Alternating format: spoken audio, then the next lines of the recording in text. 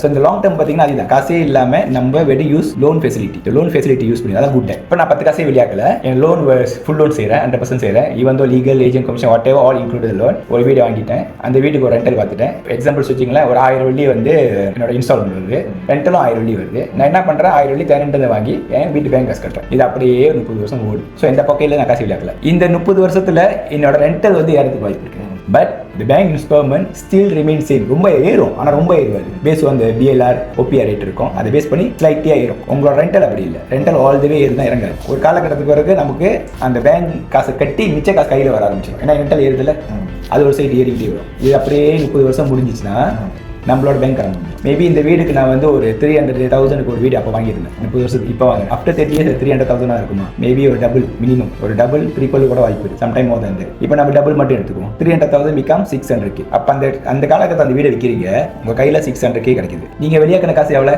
0. எங்கே வெளியாக்கணும்? உங்கள் காசு 300 உங்கள் காசாக போட்டீங்க இல்லையே, லோனு தானே எடுத்தீங்க. ஸோ நீங்கள் வெளியாக்கின காசு 0, 300,000 ப்ளஸ் எவ்ரி மந்த். இந்த ஒரு காலகட்டத்துக்கு குறிப்பிட்ட காலத்துக்கு மேலே உங்களுக்கு 1,000 மேலே ரெண்டில் வச்சுல, உங்களுக்கு அப்ரிஷியேட் ஆச்சுல.